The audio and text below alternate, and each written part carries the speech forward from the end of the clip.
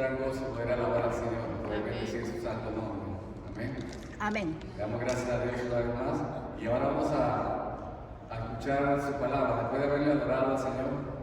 Y vamos a empezar orando al Señor para que sea Él quien nos hable. Padre, yo te alabo en esta tarde, una vez más, Señor, para decirte, Señor, cuán grande y maravilloso eres, Señor, cuán bondadoso eres, Señor, y cuán fiel eres, Señor. Y podemos confiar plenamente que tus promesas son fieles y verdaderas. Por eso te hemos adorado, Señor. Tú, el Dios soberano, que es digno de recibir toda la gloria, la honra, la alabanza. Tuyo son el reino, el poder, la majestad, Señor. A ti solo te pertenecen. Porque tú creaste todas las cosas, Señor. Las que están en ellas, en el cielo, en la tierra y debajo de la tierra, Señor. Todo es tuyo, Señor. También, Señor, quiero pedirte, oh Padre, que ahora que empezamos este servicio de ministración de tu palabra, Señor, que tú puedas disponer nuestros corazones, Señor, para escuchar tu voz, Señor. Que podamos oír de una manera sencilla tu palabra, Señor. Como tú nos dijiste, Señor, que no digamos en nuestro ser, en nuestro corazón, oh, tengo que subir al cielo para buscarla, o atravesar un mar profundo para lograr tenerla. No, porque cerca de nuestra boca y de nuestro corazón está tu palabra, Señor. Cristo Jesús es tu palabra encarnada, Señor, la cual queremos hablar en esta tarde, y te rogamos que seas tú, a través de tu Espíritu Santo, aquel Espíritu, Señor, que se movía en medio de la tierra cuando la tierra estaba desordenada y vacía, y tú la hiciste una tierra ordenada y habitable. Ese mismo Espíritu que levantó de los muertos a Cristo Jesús y que vive en nosotros, Señor. Te pedimos, Señor, que tú ordenes nuestra vida por medio de tu palabra, Señor. Que yo pueda ser un instrumento, Señor, de un medio para canalizar tu palabra solamente, Señor. Pero que la gloria sea de tu nombre, Señor. Te lo pido en el nombre de Jesús. Amén y amén. Bien, queridos hermanos, hoy vamos a continuar nuestro estudio de Hechos. Tenemos casi un año estudiando Hechos, pero ha sido una gran bendición, hermano. Como una iglesia nueva, hemos visto que la iglesia no es un juego de niños. Hemos visto que ha sufrido persecución, ha sido acusada injustamente. En todo lo que hemos estado viendo, hemos visto que la iglesia ha tenido constantes ataques, como dijo el apóstol Pablo, dentro y fuera de la iglesia. Es decir, la iglesia siempre va a sufrir persecución, sobre todo cuando se está hablando la verdad. Ahora bien, hoy vamos a continuar en el capítulo 25 y 26. Vamos a hacer una breve referencia, a ver si nos acordamos un poco. Habíamos recordado que el apóstol Pablo ha estado predicando en Jerusalén, se han levantado contra él. El centurión romano tuvo que intervenir porque estaban a punto de matarlo en su primera defensa contra el pueblo. Luego él se defiende ante el concilio, ante el Sanedrín, los principales religiosos, y les pone su defensa y igualito lo iban matando. El tribuno tuvo que intervenir para que no lo despedazasen. Y si recordarán, se pusieron muchos en ayuno, no en oración, sino en ayuno, para matar al apóstol Pablo. Y pidieron que lo pudieran trasladar para que en medio de la noche o en medio de esto pudieran ellos atacar y asesinar al apóstol Pablo. ¿Cuál era su crimen? Predicar a Cristo resucitado. Ese era el crimen que ellos querían matar.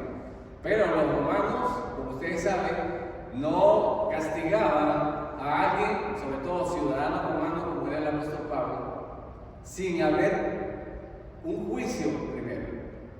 Y cuando escuchaban lo que ellos objetaban en contra de Pablo, los romanos, que no eran muy religiosos o muy poco conocedores del contexto judío, ellos lo veían que en realidad no eran nada cuestiones de religión. O en el original dice de supersticiones. Claro, para ellos eran supersticiones, pero para nosotros que conocemos la verdad, era la palabra de Dios verdadera, era el camino verdadero de Dios, la voluntad perfecta de Dios escrita, la cual él predicaba con valor, y se cumplió lo que desde un principio su llamado fue.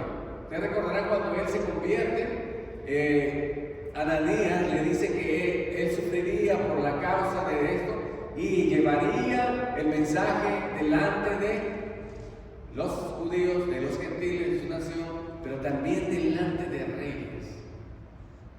Y yo creo que sería un privilegio grande que cualquiera o alguno de nosotros pudiéramos estar delante de reyes y exponer la palabra de Dios y a Cristo crucificado y resucitado. Sería algo tremendo. Dios le dio ese privilegio al apóstol Pablo de predicar el Evangelio, aunque con cadenas, encadenado, pero delante de los reyes. Es lo que vamos a ver hoy. Ya habíamos visto que había presentado su defensa ante Félix las semanas anteriores. Félix significa feliz. Era un gobernador que bueno, lo único que le interesaba en realidad era el dinero. Vivía una vida desenfrenada, dándole libertad a sus placeres sexuales. Era corrupto, y dice la Escritura, se recordarán que cuando él iba de cuando en cuando a ver a Pablo, y cuando Pablo empezó a exponerle acerca de la justicia, es decir, de hacer justicia, que él era el cargo que tenía que ejercer, lo cual él no lo hacía, y de la justicia y del dominio propio, es decir, de no darle rienda suelta a las bajas pasiones de su ser, lo cual él hacía, y del juicio venidero, es decir, que Dios le iba a demandar lo que él estaba haciendo en ese momento. Dice que Félix se espantó, se asustó, se horrorizó, que es lo que hace cualquier persona cuando la palabra de Dios es expuesta. Y esa persona se da cuenta que la palabra de Dios no encaja o va en contra de todo lo que esa persona está haciendo. O se convierte para la gloria de Dios y alcanza salvación, o hace como Félix, que se asusta, se espantó. Y Félix era de las personas que trataba de agradar a todos, a los judíos o a los que les convenía. Y él lo dejó preso cuando ya terminó su temporada de, como todos ustedes saben, el presidente llega a un término, terminó su esto, y fue él, cuando termina su mandato, por decir así, viene a gobernar Festo. Festo significa festival, o festivo, festival. Entonces Félix sale del panorama y entra festival, festivo, Festo. Este hombre no sabía nada romano, no tenía ni idea, le van dejando un preso allí. Un preso que no tenía ni siquiera razón no había cargos contra él, porque claramente no tenían algo definido, por decir de qué acusarlo, de sedición, terrorismo, ¿no? De asesinato, no había nada, era una cosa confusa, pero la presión de estos hombres del Sanedrín, los principales de Jerusalén, hacían de que este hombre estuviera preso sin que tuviera una acusación legítima, sino simplemente falsas acusaciones. Ahora bien, en el capítulo 25, vamos a ver y vamos a empezar a leerlo. Dice así: llegado pues Festo a la provincia, subió de Cesarea a Jerusalén 3 días después, y los principales sacerdotes y los más influyentes de los judíos se presentaron ante él contra Pablo y le rogaron, pidiendo contra él como gracia que le hiciese traer a Jerusalén, preparando ellos una celada para matarle en el camino. Es interesante la palabra que ellos se utiliza aquí, ¿no? Que ellos pedían como un regalo de gracia, y en el griego es la palabra charis o caris, como conocemos carismático, como los dones del Espíritu Santo. Pero ellos en su gracia estaban pidiéndole que trajeran para hablar con él o para interrogarlo, pero dentro de su corazón lo que ellos querían era asesinar. Querían sacarlo, querían dejarlo fuera. Ese era el plan de ellos solamente. Pero vean lo que el Señor hace todas las cosas, y vean lo que Él hace. Dice, pero Festo respondió que Pablo estaba custodiado en Cesarea, que era el lugar donde él gobernaba, donde estaba Félix, y ahora donde él ha tomado posesión de este lugar. Entonces, pero él mismo iría en breve. Y les dice a ellos, los que ustedes puedan ir, vengan conmigo, y si hay algún crimen en este hombre, acúsenle a él. Y bueno, y se detuvo ahí, estuvo, como ustedes leerán, de 8 a 10 días, un poco más de una semana. Y venido a Cesarea, dice, al día siguiente, se sentó en el tribunal y mandó que fuese traído Pablo. Cuando este llegó, lo rodearon los judíos que habían venido de Jerusalén, presentando contra él muchas graves acusaciones, las cuales no podían probar. Eran acusaciones falsas, no tenían en realidad una base sólida para poder encajar cómo castigar a Pablo en un juicio bajo las leyes romanas, porque no eran las leyes de su pueblo. Entre las leyes del pueblo podían ellos engañar y decir, este blasfemó, y como decía la Escritura, si alguien blasfemaba, podían apedrearlo. Pero ellos estaban bajo el gobierno romano y tenían que someterse a las leyes de Roma. Y ellos no encontraban una forma de encajar o de hacer que él pudiera ser castigado por Roma. Porque según las leyes de Roma, él no había cometido absolutamente nada. Y no tuvieron la sabiduría, y gracias al Señor no lo pudieron hacer. Ahora vean, fíjense que lo rodearon y sus acusaciones eran sin sentido, falsas. Alegaban que Pablo, dice en su defensa, alegando Pablo en su defensa, en el 8, sí, vengan conmigo al 8, dice que Pablo empieza a defenderse y dice, ni contra la ley de los judíos, ni contra el templo, ni contra César he pecado en nada. O sea, ni a judíos, ni al templo, como ellos acusaban de decirlo, ni siquiera a los romanos. Él no ha cometido algún crimen digno de castigo. Pero Festo, queriendo congraciarse una vez más con los judíos, respondiendo a Pablo, le dijo, ¿quieres subir a Jerusalén y allá ser juzgado de estas cosas delante de mí? Ahora, Pablo sabía cuál era la intención de moverlo allá a Jerusalén. Era simplemente asesinarlo. Ya eso estaba claro, él sabía que había un complot para asesinarlo. Y entonces, Festo no sabía nada, le dice, pero si quieres ven conmigo, o sea, decir, pase conmigo, no te preocupes, no tengas temor, o sea, va a ser custodiado. Pero miren lo que dice Pablo, él sabía que esto no iba a salir bien. Dice, ¿quieres subir a Jerusalén y ser juzgado de estas cosas delante de mí? Y Pablo le dijo, ante el tribunal de César estoy, donde debo ser juzgado. A los judíos no les he hecho ningún agravio, como tú sabes muy bien. Porque si algún agravio o alguna cosa digna de muerte he hecho, no rehúso morir. Pero si nada hay de las cosas de las que estos me acusan, nadie puede entregarme a ellos. A César apelo. Ese era el tribunal, podríamos decir lo que conocemos nosotros como el Tribunal Supremo de Justicia. O sea, ya no hay más alta corte. Si uno no ha podido solucionar sus problemas en las cortes inferiores, lo llevaban al Tribunal Superior, y en este caso, como ciudadano romano, él tenía el derecho de apelar a la máxima autoridad. En este caso era Roma, a César, a Augusto, como se le llama el título del emperador. A César apelo. Entonces él hace su apelación.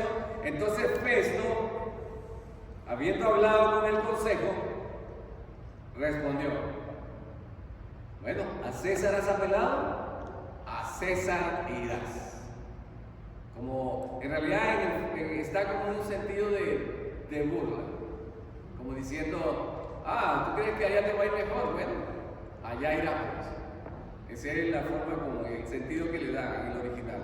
Ok, entonces ahora vamos a ver qué sucede. Mientras Festo está allí, decide que el rey Agripa, fíjate, lo vamos a ver aquí, dice que pasados algunos días el rey Agripa y Berenice vinieron a Cesarea para saludar a Festo. Pasaron allá a saludarlo. Y ahora, ¿quién era el rey Agripa? Ustedes recordarán a Herodes, cuando estudiamos el capítulo 12, él estaba hablando, dando un discurso, y la gente empezó a adularlo, a decirle voz de Dios, o sea, como que él estaba hablando, era Dios mismo, voz de Dios y no de hombre. Y inmediatamente un ángel vino del cielo, clavó una espada, dice, en su corazón, y él murió comido de gusanos. ¿Sí recuerdan la historia? Ok. Este era el padre de este rey Agripa. Aunque era un malvado, este hombre, era bien celoso de las leyes del Señor. Fíjese usted, el que murió agusanado, castigado bajo el juicio de Dios, era celoso de la ley de los judíos. Es más, era encargado, según la historia, Josefo habla, dice que él era el encargado de la tesorería del templo. Y no solamente eso, sino que tenía cargo importante para nombrar al sumo sacerdote. ¿Se da cuenta de la influencia de este rey tan grande? Pero él murió, pero como se movía en ese medio del judaísmo y te daba su apoyo, aunque hipócritamente, ¿no? Pues ustedes saben cómo murió. A pesar de ello, su hijo, ahora era rey. En ese tiempo cuando murió no fue delegado inmediatamente rey, tenía solo 17 años, era muy joven. Entonces las provincias fueron custodiadas por otro hasta que él agarró la mayoría de edad y ya ahí como rey llega con Berenice, que era, en realidad Berenice era su hermana. Sin embargo, todos sabían, o se decía, de que su hermana había estado casada con otro rey, Herodes. Cuando este murió, su hermana se fue a vivir con su hermano. Y él la tomó por esposa. Era una relación incestuosa que tenían entre el rey Agripa y Berenice, que era su hermana. ¿Ok? Así era más o menos la situación como se movían en aquellos tiempos los romanos. Para ellos era parte de su cultura, que no conocían al Señor. Tenían una vida, como hemos visto todos sus reyes, lujuriosa. Ahora bien, llegan entonces Agripa y Berenice, que conocen todo el contexto judío, porque estaban allí, su padre había sido uno de los, estaba metido en ese ambiente, ¿no? Aunque era corrupto. Ahora bien, dice así, y en el verso 14, como estuvieron allí muchos días, es decir, Agripa y Berenice, Festo expuso al rey la causa de Pablo, diciendo: un hombre ha sido dejado preso por Félix, respecto al cual, cuando fui a Jerusalén, se me presentaron los principales sacerdotes y los ancianos de los judíos pidiendo condenación para él. Y yo le respondí: esto no es costumbre de los romanos, entregar a alguien a la muerte antes que el acusado tenga delante a sus acusadores y pueda defenderse de la acusación. Así que, habiendo venido ellos juntos aquí y sin ninguna dilación, o sea, sin ningún retraso, al día siguiente, sentado en el tribunal, mandé a traer al hombre, y estando presentes los acusadores, ningún cargo presentaron de los que yo sospechaba, sino que tenían contra él ciertas cuestiones acerca de su religión, lo que le dije de su superstición, de su religión y de un cierto Jesús ya muerto y que Pablo afirmaba estar vivo. El romano no le importaba eso, para él eso eran tonterías. No entendía, para él eran supersticiones y cosas semejantes. Él no entendía de que ese Jesús, de quien estaban hablando, era el dador de la vida. De que aunque había muerto, él había resucitado. Y eso es lo que hace la gente que no conoce, ¿verdad? Habla como si esto, así, estos andan locos ahí hablando. Se reúnen todos los domingos a las 2 de la tarde. Eso es lo que dirá la gente de nosotros. Así mismo, la gente que no entiende y no comprende, piensa y habla así, como así son gente extraña.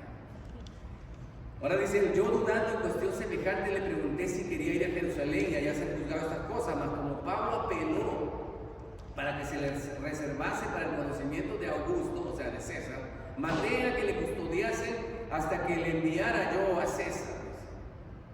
Entonces el rey Agripa le dijo a Festo: yo también quisiera oír a ese hombre. Y le dijo: mañana le oirás. Pablo había, hermanos, hecho tanto alboroto en realidad en todo el mundo. Había sido el autor de llevar el evangelio, como él dijo: he llenado a toda la tierra del olor de Cristo, olor de vida para los que creen, pero olor de muerte para los que rechazan. Y era famoso. Pablo ya había llegado, y Agripa, que tenía eso, quiso escucharlo, quiero oírlo. Y eso es importante, interesante, que un rey venga a escuchar, hermano, la palabra del Señor. Bueno, uno tenga la oportunidad de poder hablarle a un rey. Ahora miren aquí, dice que, verso 22, si están conmigo, ¿no? Entonces Agripa dijo a Festo: yo también quisiera oír a ese hombre. Y él le dijo: mañana le oirás. Al otro día, viniendo Agripa y Berenice con mucha pompa, y entrando en la audiencia con los tribunos y principales hombres de la ciudad, por mandato de Festo, fue traído Pablo. Quiero que vean ustedes, hermano, esta escena. Ellos no llegaron y entraron a un tribunal así.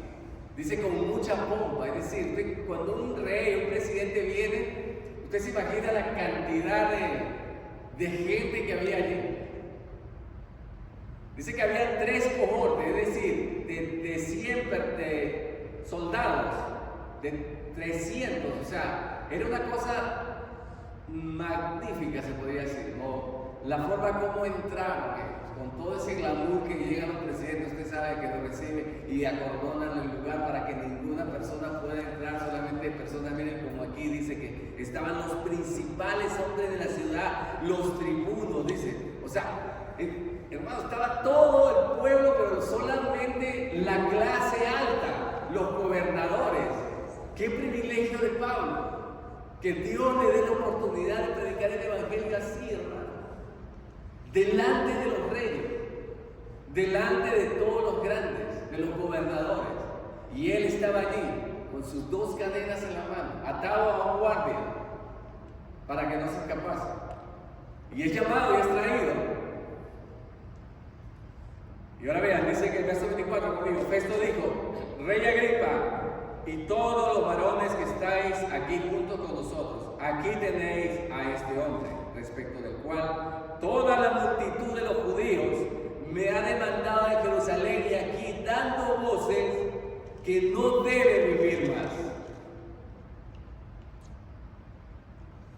Ciertamente, como dice la Escritura, ¿no?, cuando habla de los hombres de fe, dice que el mundo de aquel entonces no era digno de esa persona.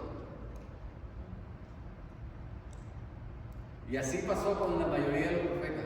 Jeremías, Isaías, los rechazaban, querían que estuvieran muertos. En este caso querían matarlos, sacarlos de ahí, no soportaban. La verdad les era molesta. Entonces, como vemos aquí, el rey, como era el principal, dice, verso 25: yo hallando que ninguna cosa digna de muerte ha hecho, y como él mismo apeló a gusto, he determinado enviarle a él. Pero como no tengo algo que escribir a mi Señor, esa palabra Señor es Curios, es el mismo Señor para el título al Señor, a Dios. En aquel tiempo Nerón usaba ese título como Señor, como Dios. Normalmente los emperadores lo usaban después de muertos, pero Domiciano, se autotitularon como dioses estando en vida. Y estando así, miren, dice que no sé qué escribir a mi Señor, y le he traído ante vosotros, y mayormente ante ti, oh rey Agripa, para que después de examinarle tenga yo que escribir, porque me parece fuera de razón enviar un preso y no informar con qué cargos hay en su contra. O sea, necesito dar algo, necesito enviarlo a Roma, pero ¿qué pongo? Le digo, porque para mí no ha cometido nada. Venga conmigo al capítulo 26 y vamos a ver una vez más la defensa del apóstol Pablo. Esta es la tercera vez que él va a contar su testimonio de cómo se convirtió. Pero no va a acusar esta vez como lo vimos en el capítulo 22 al pueblo judío. No. Esta vez va a hablar acerca de cómo y por qué, o sea, cuál fue el llamado, su conversión. Así que venga conmigo al capítulo 26, dice, como Agripa el rey era el que dirigía como rey máximo, se le dio la oportunidad de él dirigir la asamblea, la reunión. Entonces Agripa dijo a Pablo, se te permite hablar por ti mismo. Entonces, extendiendo la mano, comenzó así su defensa. Pablo con sus cadenas, acuérdense, quiero que se imaginen ustedes y puedan ver toda esa gente, los más importantes de la ciudad, del pueblo romano, y él con 2 cadenas en sus manos, atados a un parte, con el derecho de él de poder defenderse. Y él dice, miren, dice así, me tengo por dichoso, oh rey Agripa, de que haya de defenderme hoy delante de ti de todas las cosas de que soy acusado por los judíos. O sea, estoy muy dichoso, me alegra poder defenderme delante de ti. ¿Por qué? Porque tú conoces las costumbres y cuestiones que hay entre los judíos, por lo cual te ruego que me oigas con paciencia. Y aquí él va a contar una vez más su testimonio. Vamos a leerlo. Esta es la tercera vez, como dije en el libro de los Hechos, que él cuenta. Dice así, mi vida pues desde mi juventud, la cual desde el principio pasé en mi nación, en Jerusalén, la conocen todos los judíos. Él no era un desconocido, todos lo conocían, sabían quién era Pablo, los cuales también saben que yo desde el principio, si quieren testificarlo conforme a la más rigurosa secta de nuestra religión, viví fariseo. O sea, él era parte de la religión, una de las religiones más importantes, de las más exigentes y más estrictas que había. Él era fariseo. Y ahora, por la esperanza de la promesa que hizo Dios a nuestros padres, soy llamado a juicio, promesa cuyo cumplimiento espera que han de alcanzar nuestras 12 tribus, sirviendo constantemente a Dios de día y de noche. Por esta esperanza, oh rey Agripa, soy acusado por los judíos. ¿Pero qué? ¿Se juzga entre vosotros cosa increíble que Dios resucite a los muertos? Y esa es la base de él. ¿Se dan cuenta, hermanos, que el fundamento de Pablo al principio era enfatizar el mensaje? Siempre se enfatizaba la resurrección de Cristo, lo cual ya se ha olvidado en nuestros púlpitos. Muy poco se habla acerca de la resurrección de Cristo. Y esto era parte importante del tema del mensaje evangelístico. No faltaba el hablar el tema de la resurrección. Ahora bien, yo ciertamente, miren cómo cuenta él, yo había creído mi deber hacer muchas cosas contra el nombre de Jesús de Nazaret. Yo pensaba estar en lo correcto. Creí, luchando en contra de ese nombre, que estaba bien. Lo hice en Jerusalén, encerré en cárceles a muchos de los santos, habiendo recibido poderes de los principales sacerdotes, y cuando los mataron, yo mismo di mi voto. Yo estaba de acuerdo en que matasen a estos infieles, según yo, se podría decir. Y muchas veces, castigándolos en todas las sinagogas, los forcé a blasfemar, imagínense. O sea, los obligaba a blasfemar, amenazándolos de muerte, golpeándolos, maltratándolos. Dice, y enfurecido sobremanera contra ellos, los perseguía hasta en las ciudades extranjeras. O sea, como recuerda, como digo, y Pablo respirando amenazas de muerte. O sea, cuando dice respirando amenaza de muerte, es decir, él se vivía de eso. Eso es lo que lo mantenía vivo, se podría decir. Cuando dice, si usted deja de respirar más de 4 minutos, usted o cualquiera yo nos morimos. Es importante el aire. Dice que Pablo respiraba amenazas de muerte. Es decir, era parte de su vida, lo necesitaba. Y él lo dice aquí, dice que enfurecido, dice sobremanera, contra ellos los perseguía hasta en las ciudades extranjeras. Él iba a Damasco para encontrar. Y ocupado en esto, o sea, trabajando en esto, iba yo a Damasco con poderes en comisión de los principales sacerdotes.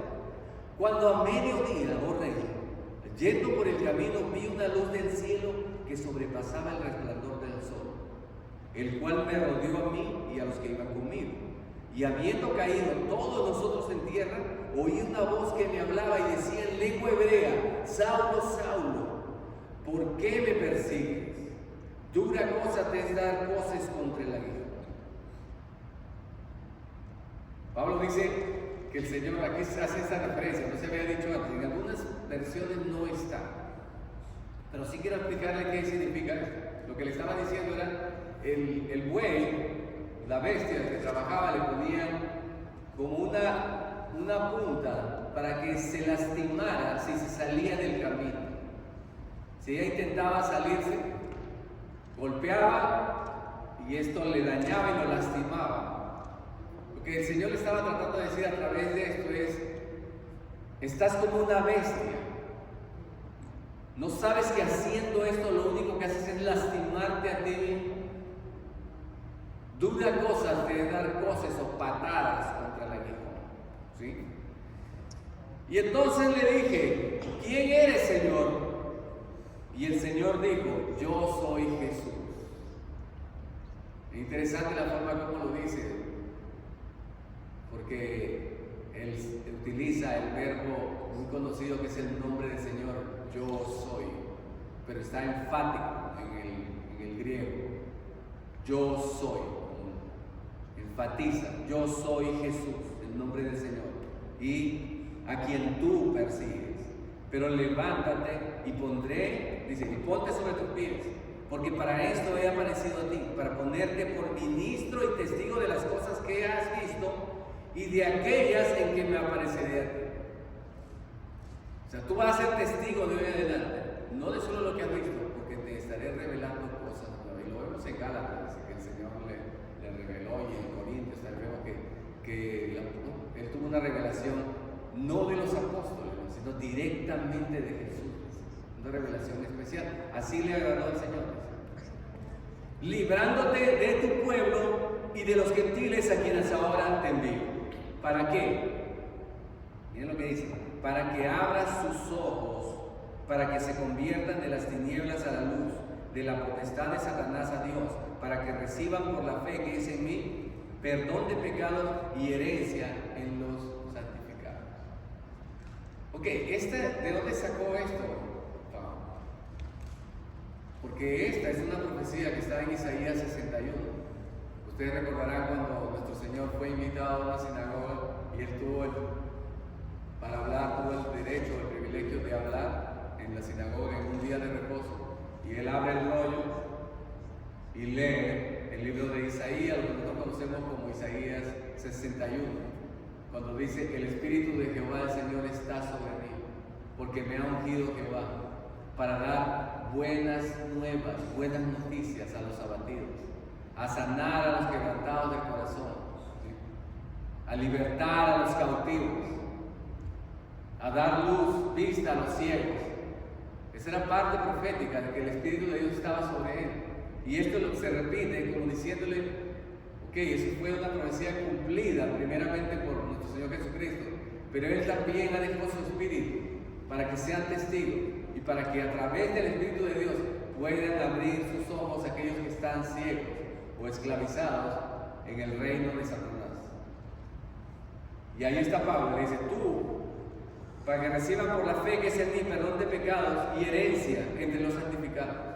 Ahora, Pablo obedece a la visión inmediatamente, por lo cual, oh rey Agripa, miren lo que le dice: no fui rebelde a la visión celestial, sino que anuncié primeramente a los que están en Damasco, ya que él estaba allí, y Jerusalén, y por toda la tierra de Judea, y a los gentiles que se arrepintiesen y se convirtiesen a Dios haciendo obras dignas de arrepentimiento. Aquí el apóstol está uniendo dos cosas: el mensaje de nuestro Señor Jesucristo cuando dijo: arrepentíos y convertíos, porque el reino de los cielos se ha anunciado, se ha acercado. ¿Y qué decía Juan el Bautista? Haced frutos dignos de arrepentimiento. Es decir, no estaba llamándoles, o el apóstol Pablo no llamaba a una fe muerta, sino una fe en acción, que obra, como dice Santiago, la fe sin obras es muerta. Una fe que no obra no es una fe verdadera. Llamando, dice, haciendo obras dignas de arrepentimiento. Y por causa de esto, o sea, por causa de estar predicando la verdad, dice, los judíos, prendiéndome en el templo, intentaron matarme, pero habiendo obtenido auxilio de Dios, persevero hasta el día de hoy, dando testimonio a pequeños y a grandes, no diciendo nada fuera de las cosas que los profetas y Moisés dijeron que habían de suceder, que el Cristo había de padecer y ser el primero de la resurrección de los muertos, para anunciar luz al pueblo y a los gentiles. O sea, lo que yo estoy hablando, estoy sufriendo a causa de esto, pero mi Dios, en quien confío y en quien sirvo, Él me ha preservado, Él me ha guardado, porque nada pueden hacer sobre nosotros, hermanos, si Dios no lo permite. Él me ha preservado. ¿Con qué fin? De que yo pueda testificar esto. Y ustedes pueden corroborar que no me he salido de las Escrituras, es lo que está diciendo, sino lo que he hablado es lo que está escrito. Porque él dice, yo tuve una revelación especial. Puede decir que, como la falsa religión, un ángel me habló y me dijo tal cosa, como lo mismo. ¿Sí? No. Él dice, sí, yo tuve una revelación especial, pero esa revelación iba conforme a lo que está escrito. No es una revelación diferente, una revelación conforme a la palabra de Dios. Amén. Eso es lo que nos muestra aquí, hermano.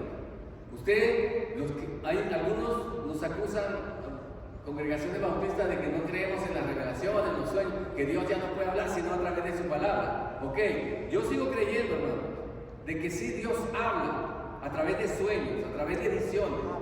Lo que tenemos que tener cuidado es que Él habla conforme a su palabra. Si la visión que tuvimos, o el sueño, o la voz que escuchamos, por muy claro, muy real que haya sido, no se adapta a lo que está escrito, hermano, simplemente desecha. Muy importante eso, hermano, que Cristo habría de padecer y ser el primero de la resurrección de los muertos para anunciar luz al pueblo y a los gentiles. ¿Okay? Cuando dice que Jesús fue el primero en resucitar, ¿qué me dirán ustedes? Hermano, pero ya había otros que han resucitado, hermano. Que cuando habla de primero, habla de en prioridad, en preeminencia. Jesús es la preeminencia, el principal en cuanto a la resurrección. Porque tenemos, ¿cuántas resurrecciones tenemos? Si no me equivoco, son 7 resurrecciones que hay en las Escrituras. Ok, sigamos. Verso 24, conmigo, los que están con su Biblia en mano, con su teléfono. Diciendo él estas cosas en su defensa, Festo a gran voz dijo, vean, Pablo, dice, estás loco, Pablo, las muchas letras te vuelven loco. Ya saben, hermano, de dónde viene ese dicho de que no leas mucho la Biblia porque te vas a volver loco. Yo he conocido uno que por allí, tanto leer la Biblia, se volvió loco. El mundo piensa eso, hermano. Los que no conocen a Dios piensan eso. Estás loco, Pablo, las muchas letras te han vuelto loco. Y miren lo que dice aquí, hermano. Más él dijo, no estoy loco. No estoy loco, excelentísimo Festo, sino que hablo palabras de verdad y de cordura. No son tonterías, no son locuras. Lo que estoy diciendo es verdadero y tiene cordura. No son cosas ahí que uno habla y que está hablando, no entiende, no. Puede que no lo entienda, como dice la Escritura. Que el hombre natural no puede entender las cosas que son del Espíritu de Dios, y no las puede entender porque estas cosas se disciernen espiritualmente. Para él son locura. Y eso está loco. Vean la reacción ante el Evangelio. Cuando usted predique, cuando usted habla su testimonio, va a escuchar respuestas como esta. Está loco, usted. Aléjate de mí, ¿sí? Ahora veamos cómo es la reacción del rey. Pues dice, pues el rey sabe estas cosas, dice. No, Festo, yo no estoy loco, yo estoy hablando la verdad. Y te estoy dando razonamientos válidos. No es así, rey Agripa. Se apela, porque él sabe que Agripa, ok, tú eres romano, en otras palabras. Tú eres romano y no conoces estas cosas, te lo voy a pasar por alto. No estoy loco. Pero el rey Agripa sí, él sí sabe todo esto. ¿No es cierto? Le dice, ¿verdad, Agripa? El rey sabe todas estas cosas, delante de quien también habla con toda confianza, porque no pienso que ignora nada de esto, pues no se ha hecho esto en algún rincón. ¿Crees, oh rey Agripa, a los profetas? Yo sé que crees. Pablo estaba persuadiendo a que el rey Agripa se convirtiese. O sea, es como diciendo, rey, tú no me vas a decir que no conoces, tú sabes de qué estoy hablando, sabes perfectamente de lo que hablo.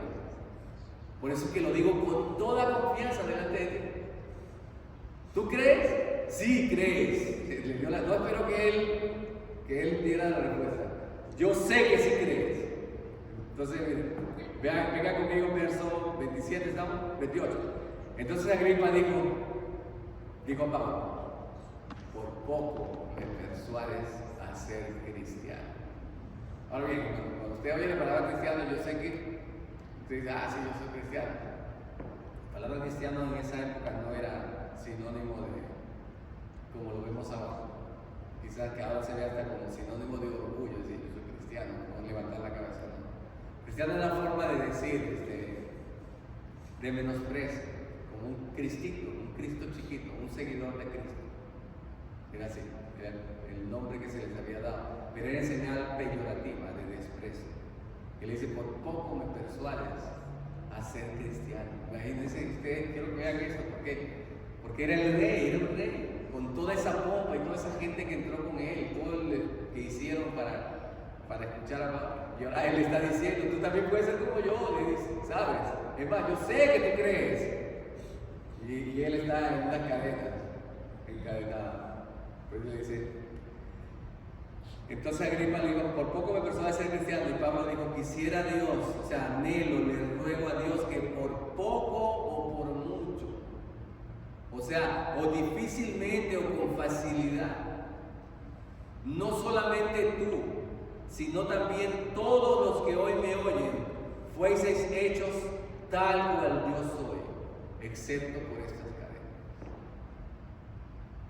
Quisiera que todos los que están aquí en esa reunión, imagínense, tener en su audiencia hablando al presidente, vicepresidente, ministro, gabinete administrativo, hacienda, todos ahí sentados, y usted tenga la oportunidad de poder decir, de poder persuadirlos a ser como usted, aun cuando esté encadenado. Yo le doy gloria al Señor por esto, ¿no? Por esa bendición, por el valor que le dio a este hombre y nos sirve de ejemplo. Por eso que él pudo decir, ser imitadores de mí como yo lo soy de Cristo. Difícilmente quizás podríamos algunos decir esto, pero que esto nos anime a que sí puede ser posible, porque Pablo no era un extraterrestre, era un hombre, como dice la Escritura, como un hijo de gente, como uno de nosotros. Solo que cuando conoció al Señor, entregó su vida completa y aceptó el llamado para el cual había sido escogido.